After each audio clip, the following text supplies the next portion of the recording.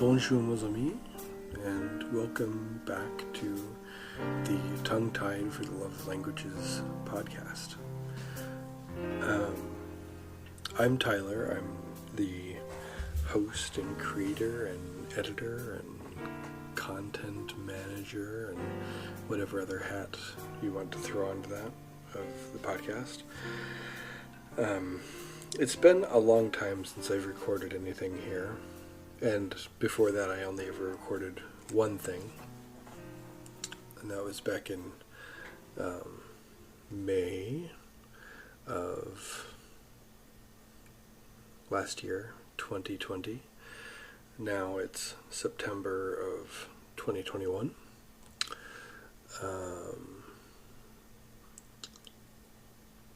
And I wanted to record, a couple of things. I've had a lot on my mind about language learning lately. Just had a lot of things that I've wanted to kind of get out of my head, but also I happened to log on to my Anchor account for the first time in a long time, and it told me that 76 people have listened to that first introductory episode of the podcast. Some of you fairly recently, and that's kind of shocking, because, who am I? So hopefully I'll get to recording a little bit more. Life is crazy here in Florida. COVID has never really calmed down. I'm going to school full-time, and I work full-time, and I'm a dad and a husband, and it's a lot. And language learning on top of that, it's a lot. There's only a certain number of hours in the day. But, hopefully we can be optimistic that I can record more in the future. But for now, I guess I'll start by talking about kind of what my language learning has been doing since the last episode a year ago. So last episode, I believe I was talking about French and Norwegian and Icelandic, and that, was a flip-flop that I was making all through the year. At one point, I was scheduled to go to Iceland with Seabolt from Seabolt Speaks. That trip didn't happen because of airline nonsense. I had been studying Icelandic for a while, and then when that trip didn't happen, I switched back to Norwegian. And so right now, my language learning big picture overview, I guess, is that French is my maintenance language. I keep that going through reading books, which I'll talk about in a minute.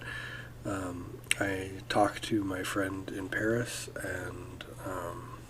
and now I talk to my wife in French as well, because she's learning French, and she's on like a 500-day streak on Duolingo, which is awesome. Way to go.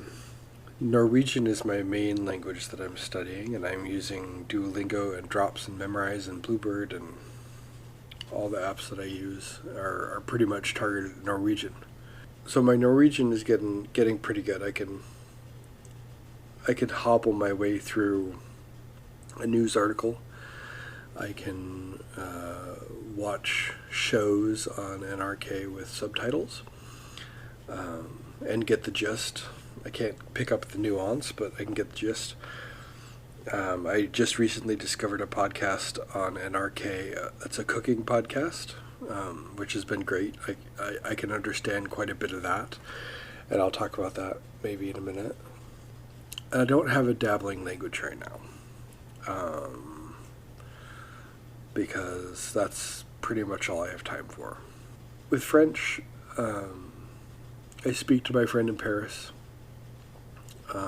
We use WhatsApp generally, which is nice because you can send audio messages back and forth.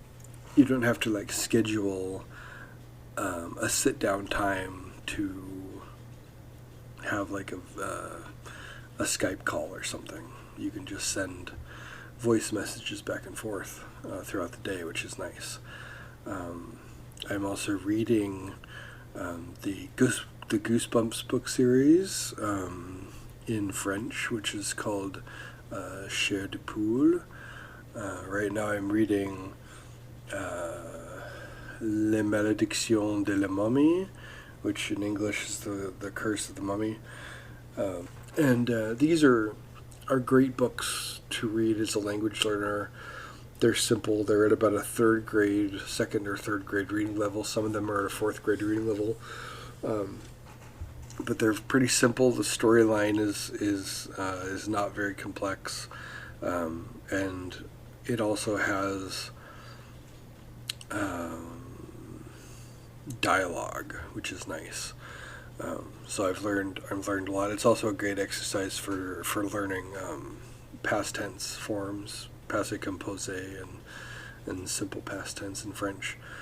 I'm excited about reading Goosebumps because I can read it at about the same rate that I would have been able to read a Goosebumps book in English when I was a third grader. So that tells me that I really am pretty much at a third grade reading level for French. I would really suggest that any language learners pick up Goosebumps in whatever your target language is. I don't even know how many languages they're translated into, but they're in Norwegian as well. I'm trying to get my hands on some of those, but Norwegian books are kind of hard to get a hold of. So for Norwegian, on top of the apps that I'm using, I'm using the Mystery of Nils textbook, which is amazing. It's a textbook, but it's also a mystery novel. The first chapter is like one paragraph, and it's very simple, and then the language in the book gets more and more complex as the book goes along. It has grammar notes and exercises, just like a textbook in between the chapters. It's been really nice to use. And then I use my NRK News app and NRK TV. The number of shows you can watch on the NRK TV app are limited. A lot of the shows are not available outside of Norway. But if you don't mind dipping into some retro kind of, early 2000s and earlier Norwegian TV, there's a lot of old shows you can watch, which has been fun. There are some newer shows, like there's the show that I'm watching right now is called Vinterdrømmen, which is winter dreaming, I think, and it's this guy who kind of goes out into the wilderness of Norway or Sweden. He goes out into the wilderness by himself, and it's kind of like Survivor Man, but he's, it's less like, let me show you how to survive, and more just kind of documenting his adventure. There's another series that he does called Jens i Canada, where he goes to the Arctic region of Canada. That's been really interesting, but the other thing that's been going on, my wife has a 500-day streak in Duolingo, and her French is good enough that we can have simple conversations in French throughout the day. A lot of times if we are cooking together, we'll ask for things in French, we'll talk in French, and if there's something, like if we're planning something that we don't want our 5-year-old daughter to know about, we'll speak about it in French. And that has been really good practice in communicating and in being understood. So that's kind of what's been going on in my language learning life. But, what I really had on my mind tonight is that there's been a lot of stuff going on online on the language learning Twitter and other places talking about like fake polyglots and what makes a polyglot, like what is a polyglot, and there's a lot of people who I heard about this guy who like goes around on people's language learning YouTube channels and tries to like call them out for being like a fake polyglot or whatever, and I really dislike that kind of negativity, but it does highlight an issue that we have in language learning, and specifically with the language that we use to talk about language learning. That is, like, what does it mean? Like, what are we shooting for? You know, what is fluency? What is a polyglot? Where's the line between? Where's the line when you can say, I can speak this language, or I can't speak this language? These are all things that are, I think, highly subjective. For instance, my French is not super amazing. You know, I'm not going on French TV for interviews. You know, but I would put on a resume that I speak French, and if French was something that I needed to use in my job, I would take some time to learn some specific vocabulary for what I do.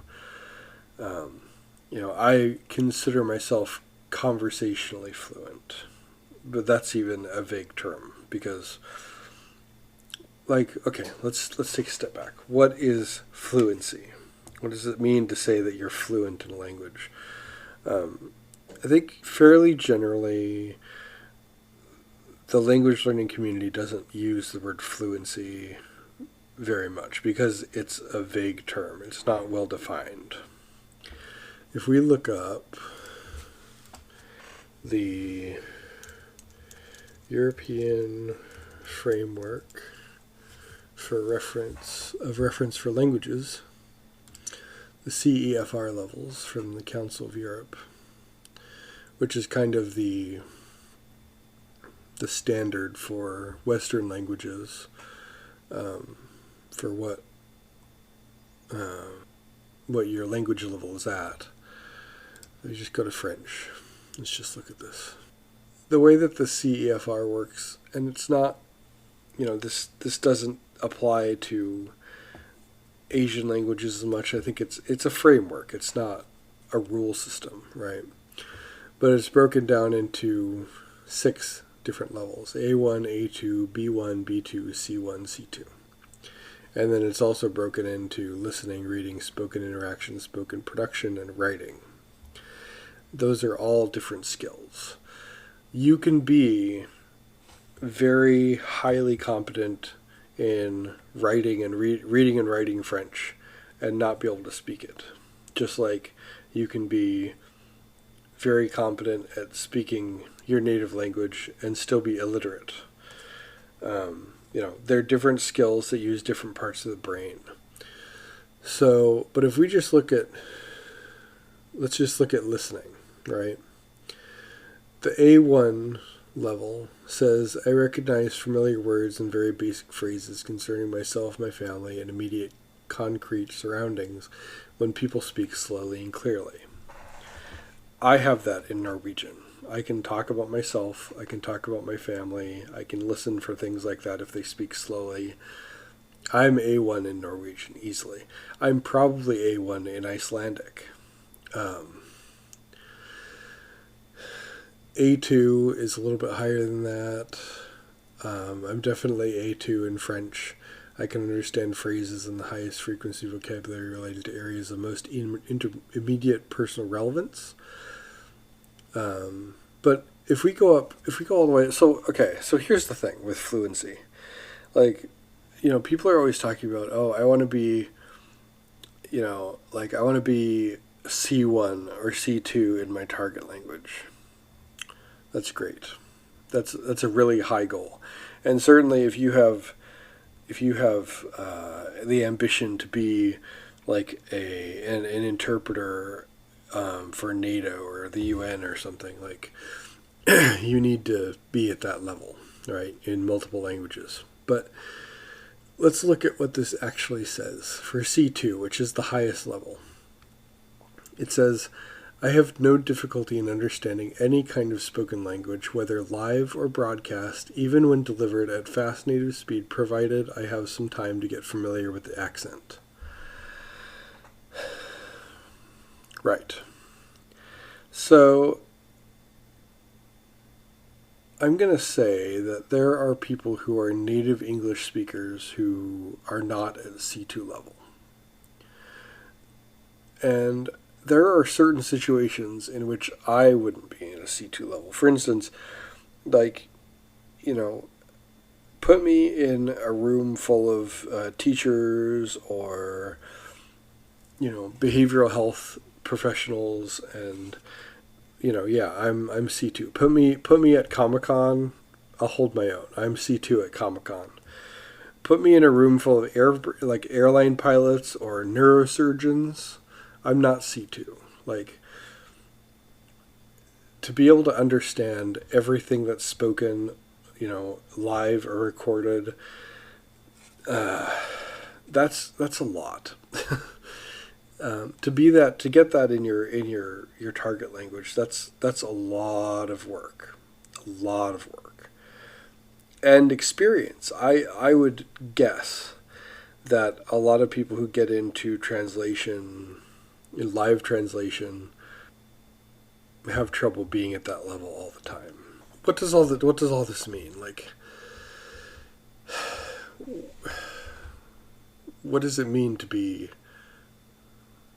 have an A2 level in French or a B2 level in French? Does it matter? I don't know. I think that goals are tricky things. I don't really make goals for my language learning like week in and week out or monthly even.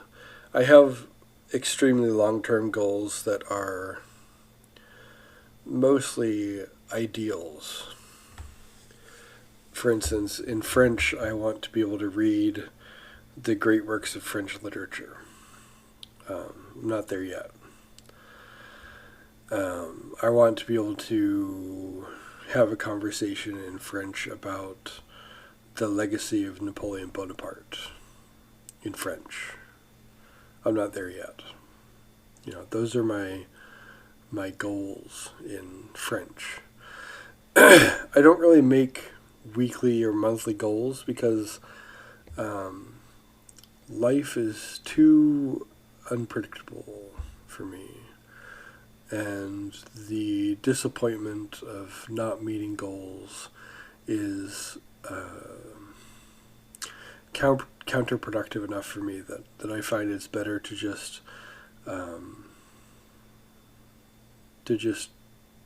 do what I can do. It doesn't matter. There's no like, nobody says you have to be at a B2 level in order to say you speak French or whatever your target language is. Like, there are definitely requirements if you want to do a particular job in your target language. If you're going to teach college in French, you need to be competent in French enough to do it, and they might, require a certain certification for that. But for the casual learner, for me, who at this point in my life is just doing this for funsies, for kicks, being able to converse in French or Norwegian, being able to be understood, being able to talk about things that I find interesting, that's that's my goal. That's the level I want to be at. Whether that's B2 or C1 or B1, it doesn't really matter to me, because there's no end. Like there's no point at which you can say, I'm done, I finished. Like I have learned all the French.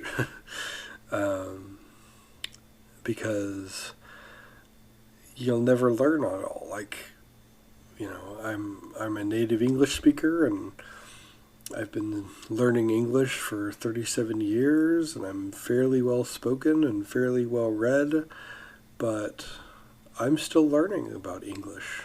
There's a lot of stuff about English that I don't know, that I don't understand, that I don't use. There are grammar rules that I get wrong all the time. I make mistakes. Like, there's no end to it. There's no end to learning the language. So, fitting everything into clearly defined categories and benchmarks and things is only useful in the realms of education and clinical research and stuff. Like, just learn the language, man. Like, enjoy the process of learning it. Now, on the subject of like polyglots, I think that a polyglot is someone who can speak 4 or more languages at a conversational level. That's my personal definition. I don't know if I'll ever be a polyglot by my own definition. That's not my goal. There are definitely people who are most definitely polyglots. Richard Simcott and Luca Lamparelli. Those guys are definitely polyglots. Are there fake polyglots out there? Probably. I could probably do a YouTube video where I had prepared a script of, saying things in 15 different languages and pass myself off as being this amazing polyglot. But, that's not what I'm out to do.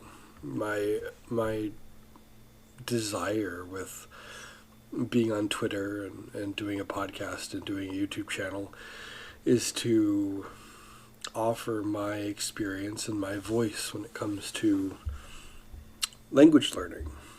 I'm not trying to be clickbait. I'm not trying to get subscriptions or viewers or followers. That's not important to me. I want much more. I want to just have an honest documentation of my journey, because just a couple years ago, less than 10 years ago, I didn't speak any languages other than English. And I think that there are a lot of people out there who are just starting to learn languages that could use that voice.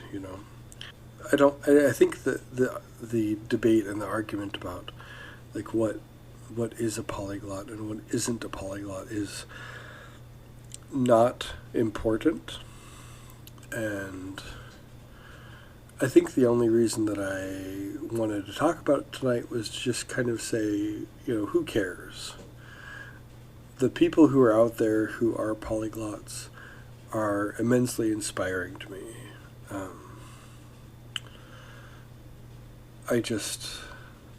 I don't see any reason to try and bring people down. So, therefore, what? Like, what does all this mean? This talk about fluency and about polyglots. Like, what does it? What do I hope that you'll take from this? I think that an important aspect of language learning in the realm of the casual language learner like myself, it's important to avoid negative voices, because language learning is it's a lot and it's tough. You're learning a system of speaking and thinking that is capable of expressing the entirety of the human experience in all of its joy and sorrow and complexity and simplicity, whatever your language is, whether it's French or Japanese or Yoruba or whatever, if it's like the most obscure language that only 9 people speak in the world, like that language that 9 people speak is capable of expressing the entirety of human existence. That's a lot that you're trying to learn. And so stay away from the negativity. Like, you don't need it. Language learning should be an uplifting and fun and sometimes frustrating activity that you can realistically, you can spend as much or as little time on it as you want. I have always said, like, if you've seen me on Siebelt's channel when he used to do the live stream interviews, I average about 10 or 15 minutes a day of language study. Today I got a little bit more because I managed to get first place in my league in Duolingo. Yay me, way to go. But I average about 15 minutes a day. That's all I got. That's all I have time for. Sometimes it's less than that, sometimes it's more than that. But one thing that I struggled with throughout my language learning journey is that you'll find people out there that will say, like, if you're not spending 12 hours a day or 8 hours a day or 40 hours a week or whatever, if you're not spending X amount of time learning your language, you're wasting your time. And I disagree with that. With my 15 minutes a day and my 7 or 8 years of learning French in that manner, like, I'm conversational, and that's okay. Could I have learned French faster? Sure. Yeah, if I would have spent 8 hours a day working on French, I would be a lot more competent in French than I am. But I'm still getting there, just getting there slower than some other people. And then I split my time between French and Norwegian, and so that slows things down even more, but that's okay. That's what I choose to do with my time. Whatever you choose to do with your time is okay too, whether you spend 5 or 10 or 15 minutes a day or several hours a day studying. That's amazing. Way to go. Like, in today's world, we need to celebrate the victories that we have. So I guess the point is that maybe we shouldn't worry so much about labels and about competency and about what your level is, and focus more on, like, am I being understood? Can I understand what's being spoken to me? And does that make me happy and fulfilled? The feeling of opening your mouth and speaking a language that you were not born speaking, and seeing understanding come in the other person's eyes is an amazing feeling. Like, it's hard to describe the thrill that comes with that for me. And I cling to that. When I listen to a podcast and I understand, one sentence in the whole podcast, well, I understood one sentence. That's awesome. Maybe next time I'll understand 2 sentences. We'll see. I choose to cling to my victories and to the positivity that's around me and the positivity that's in the language learning community. I love that positivity. that's what I wanted to say. There's enough crap going on in the world today that, we don't need to hear about all this negative stuff going on, like let people be the people that they are.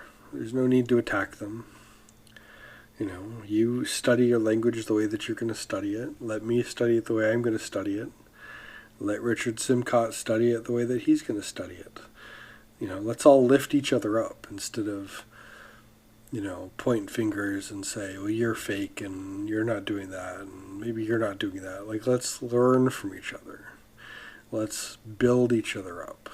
And that's what a community is for. It's not a competition. It's not a race. If it is a race, I'm losing. Big time. But anyway, that's what I had on my mind. Just, let's focus on the positive.